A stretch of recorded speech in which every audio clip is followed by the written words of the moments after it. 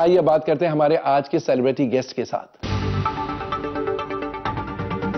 She is fair and she is lovely, which is why she is the fair and lovely girl.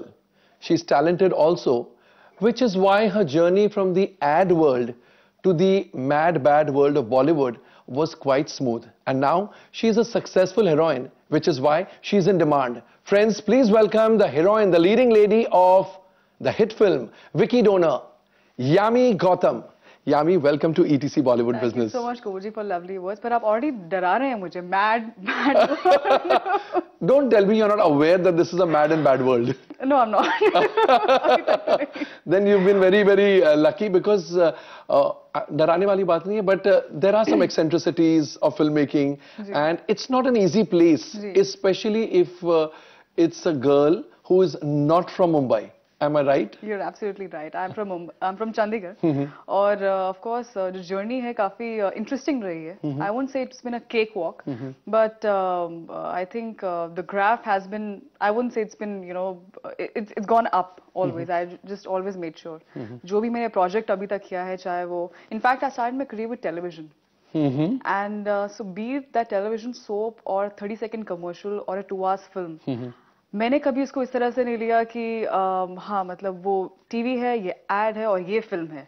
They're all equal for me. तो I think this ideology it kind of I think paid off. तो शुरू से glamour industry से जुड़े रहने का सपना था आपका? बिल्कुल नहीं. मैं उन लड़कियों में से थी जो बिल्कुल तेल लगा कर यूनिवर्सिटी में जाती थी. अच्छा, तेल लगा कर कॉलेज जाती थी, इसलिए शायद इतने लंबे बाल हैं. वो मुझे पता नहीं, पर कहने का मतलब है कि कभी सच में मैंने वाकई नहीं सोचा था कि मैं मुंबई में आऊंगी और मैं एक सिविल सर्वेंट एस्पायरेंट थी. I wanted to become IAS officer.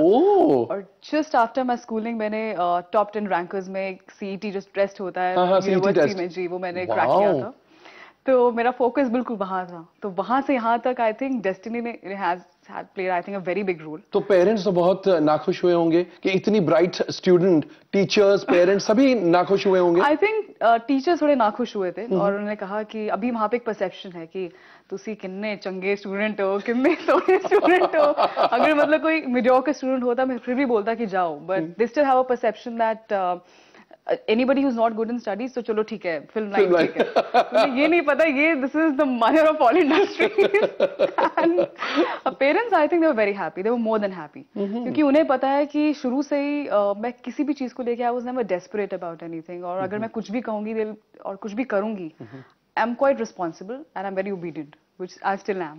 अच्छा. So they still have faith in me. तो मतलब hypothetical question, अगर पेरेंट्स बोलते मना करते कि नहीं नहीं बॉलीवुड या एड वर्ल्ड या टेलीविजन वर्ल्ड में नहीं जाना है, you would have given it up? Absolutely, absolutely. And ये बात उन्हें पता है. तो शायद इसीलिए I'm not one of those rebellious kids की नहीं मैं तो करके रहूंगी. मैं बहुत determined हूँ. पर आई थिंक डिटर्मिनेशन में और उस एटीट्यूड में फर्क होता है. Rebellious attitude. जी, तो जो वो मेरे पेरेंट्स को पता है. So they always they stood by me. So they supported you absolutely when you came to. Absolutely. तो मुंबई में आकर फिर अकेले रहना पड़ा? शुरुआत में मैं फैमिली फ्रेंड्स के साथ रही थी बिकॉज चंडीगढ़ बहुत ही एक अलग सिटी है और एक बहुत क्लोज्ड है. आप गार्डेड होते हैं तो एकदम से तो बिल्कुल नहीं. और now of course I am on my own and तो शुरू में अपने फैमिली फ्रेंड्स के साथ रहती थी. और विकी डोनर की सक्सेस, स्टुपेंडस सक्सेस के बाद चंडीगढ़ जाना हुआ होगा? जी, मैं अभी रिसेंटली जाकर आई हूँ बहुत टाइम के बाद. तो स्टार ट्रीटमेंट मिली? एब्सोल्युटली. कैसा महसूस हुआ? बहुत अच्छा. मतलब चंडीगढ़ एयरपोर्ट पर क्या हुआ? एयरपोर्ट पे ही वो पिक्चर्स क्लिक करना अलाउड नहीं है. तो जब वहां पर सब लोग इकट्ठा हो गए पिक्चर्स, मैंने कहा नहीं वहां पे सिक्योरिटी ऑफिसर खड़े हैं, it be a big problem. वो खुद आए कहते नहीं मैं हमें पिक्चर चाहिए. Was getting into films as easy? No, it wasn't easy. But मैं वाकई में कुछ फ्रेम करने के लिए नहीं कह रही हूँ, पर आई थिंक मैंने कुछ चीजें, कुछ प्रायोरिटीज कुछ सेट करके रखी थी अपने दिमाग में कि जब तक मुझे राइट अपॉर्चुनिटी नहीं मिलेगी तब तक I will not do a film just for the heck of doing a film. या जब मैंने टेलीविजन करना बंद किया, it was not an intentional move कि मैं मूवीज करूंगी, but I stopped. I didn't get any good role. मुझे नहीं लगा कि मुझे कोई रोल जिस तरह के ऑफर हो रहे थे मुझे पसंद नहीं थे. तो I moved and luckily I got these ad campaigns and all. तो मेरा सारा फोकस जो है वहां शिफ्ट हो गया. And then I started getting call because वो ट्रांजिशन भी चाहे जितना हम कहें कि हाँ टीवी से फिल्म में इजी है, पर वो इजी नहीं भी है. तो कैसे आई थिंक वो ट्रांजिशन आई थिंक काफी उसके बाद had to work on it कि मैं अगर एड्स भी ऐसे करूं, ऐसा नहीं है कि कुछ भी कर लूं just to make quick money और 30 सेकंड्स का तो है तो क्या हुआ। आई वाज तो वेरी पैसे केयरफुल। आपका मतलब इतना बड़ा फोकस कभी नहीं था? कभी नहीं था, कभी नहीं था। I think first is always the quality. काफी लोग कहते थे कि विजिबिलिटी फैक्टर बहुत जरूरी है, कुछ ना कुछ करते रहना चाहिए, आते रहना चाहिए, but I was like no, I think it's all the quality. अगर आपका कुछ क्वालिटी वर्क होगा वो automatically, it's important to leave an impression on people's mind rather than with your the quality of work that you do. So आज भी मतलब लोग वो याद करते हैं, अच्छा आपका वो वाला एड था, when people remember the dialogues of your commercials and then recognise you, I think that's what I wanted. And I think that paid off. That became a good, stepping stone, I would say, or a base to enter films. And then luckily I was in touch with some good casting directors and they called me. तो casting directors की वजह से ये पहली film मिली आपको? जी बिल्कुल। तो casting director Jogi ji हैं, उन्होंने मेरे कुछ कमर्शियल्स देखे थे और उन्होंने बुलाया और ऑडिशन किया, जो एक नॉर्मल एक प्रोसीजर होता है। तो शुजीत सर को वो अच्छा लगा एंड देन उन्होंने लिया मेरा स्क्रीन टेस्ट और देखते बोला तुम बिल्कुल पंजाबी हो, you are not Bengali at all, क्या करे हो। और फिर बंगाली सीखनी पड़ी? बंगाली, क्योंकि सर खुद बंगाली है तो छोटे छोटे ऐसा कुछ डायलॉग्स बंगाली में नहीं थे, पर एक न्यूएंसेस होते हैं एंड दो शब्द इधर उधर बोल दिए। जी जी। और आई थिंक आपका लुक भी, अगर आप कुछ ना भी बोलें, जो एक पहला इंट्रोडक्शन शॉट है, मैं साड़ी में बैठी हूँ with those specs and those curly hair and little dusky tone. I think that's how Bengali girls are. They're very gorgeous with highlighted eyes and all. तो अगर कुछ नहा भी गए तब भी सर ने कहा है कि पता लगना चाहिए कि तुम एक बंगाली लड़की बैठी है कि पंजाबी लड़की बैठी है। तो I think I have done nothing. मैं भी सुजीत सर को यही बोलती हूँ कि I have just surrendered myself as an actor to the director. जो करवाया आई थिंक सर ने। और आयुष्मान खुराना जो आपके हीरो है इस फिल्म में, उनसे इससे पहले मुलाकात हुई थी कि first time you all met on the sets? Ayushmann और मैं, हम चंडीगढ़ से हैं और हम लोग एक्चुअली फैमिली फ्रेंड्स हैं। What? जी हम लोग फैमिली फ्रेंड्स हैं और पर हम सिर्फ फैमिली फ्रेंड्स ही थे, हम कभी फ्रेंड्स ऐसे नहीं बने। तो किसने किसको रेकमेंड किया? I am dying to know this.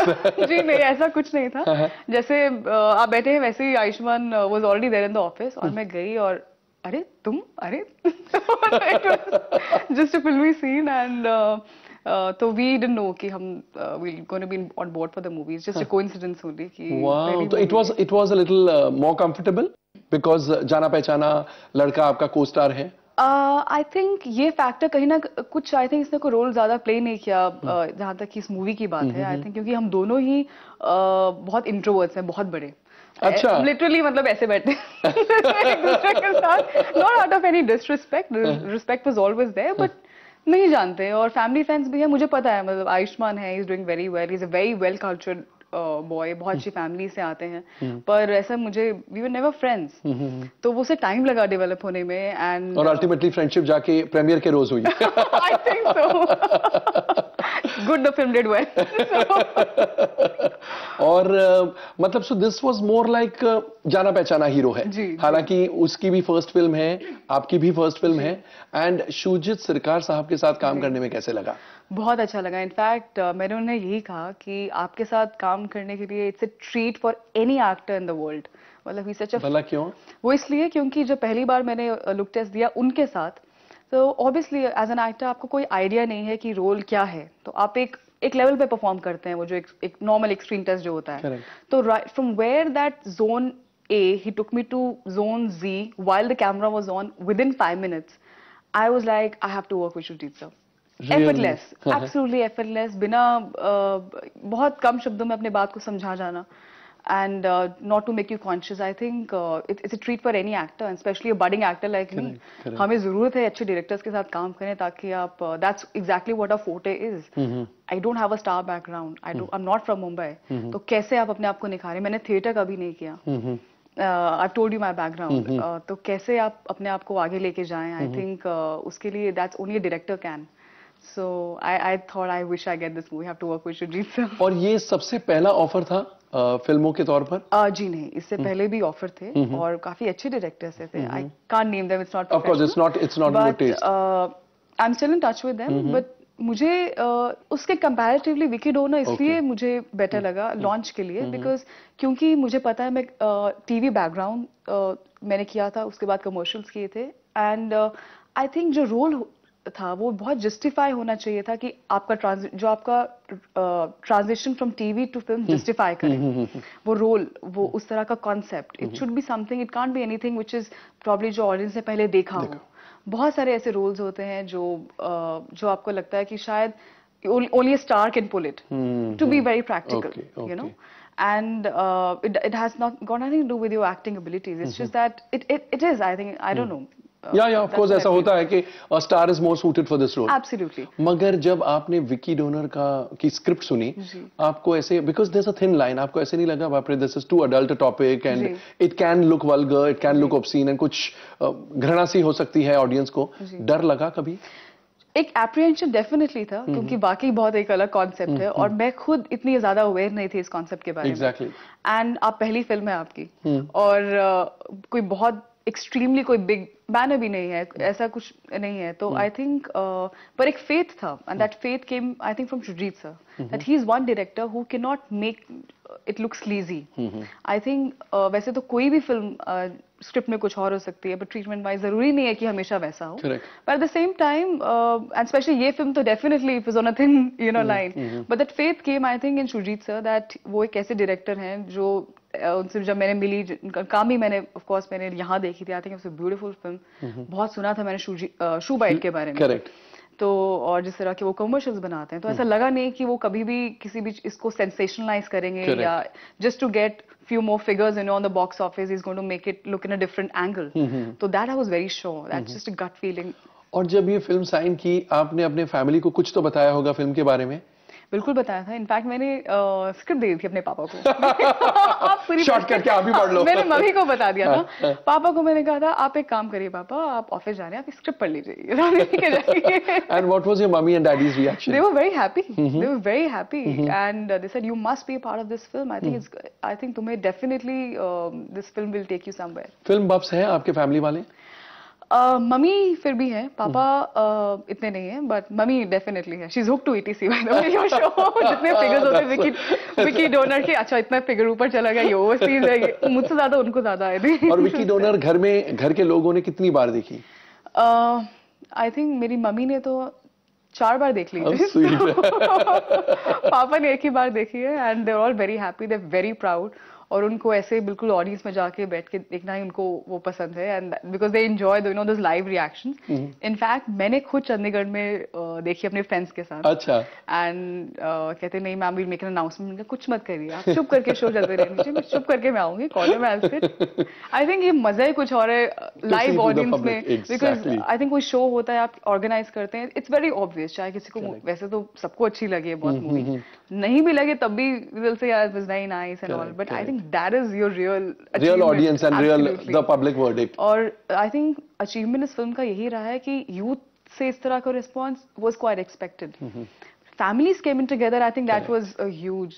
That was the achievement, I think. और अब जब आपकी पहली फिल्म हिट हो गई है, this is a big achievement. ऐसे लगता है कि आप बॉलीवुड का एक हिस्सा बन चुकी हैं, कि अभी भी आपको ऐसा लगता है कि आप चंडीगढ़ की लड़की है, the studious IAS aspirant who's yet trying to get a foothold in Bollywood? I think जी नहीं, मुझे बिल्कुल लगता है I'm a part of Bollywood. Absolutely, I think Bollywood has been very, very kind and very warm. और जहाँ तक कि चंडीगढ़ के फैक्टर की बात है, वो तो कभी नहीं जा सकता अंदर से. और even that studious factor, I am still studying. मैं पढ़ाई भी अभी करती हूँ. मतलब क्या कर रही है पढ़ाई? मैं अभी ग्रेजुएशन ही कर रही हूँ कॉरेस्पॉन्डेंस के थ्रू. अच्छा, तो you are an undergraduate as या I am, because I had to repeat that year here, because that वो कोर्स जो था वो अवेलेबल नहीं था कॉरेस्पॉन्डेंस में जो मैं कर रही थी. It was a very specialised course. ये क्या कोर्स है? It's a normal BA. That was BA honours LLB. This is just a normal BA that I am doing in the final year. Okay. So I am still doing from Punjab university. तो time मिलता है पढ़ाई के लिए? ऐसा है कोमल जी, मेरे पापा ने मुझे कहा है कि तुम्हारे फिल्म फेयर अवार्ड्स एक तरफ, तुम्हारी डिग्री एक तरफ. I think jokes apart, I think बहुत जरूरी है पढ़ाई भी, और मैं समय निकाल ही लेती हूँ, and I manage it well. Yami ji, खुशियां एंड जो एक्साइटमेंट है वो तो अब शुरू हुआ है. आगे आगे देखिए. I think you'll get many more exciting moments, many more joys in life, because as I said your career has just begun. Thank you so much for being on the show, and here's wishing you greater glories in the times to come. Really kind of you Komal ji. Thank you so much for having me here. Thank you. तो दोस्तों, ये थी Yami Gautam. The Indian administrative services loss is Bollywoods gain. दोस्तों, आज के लिए बस इतना ही.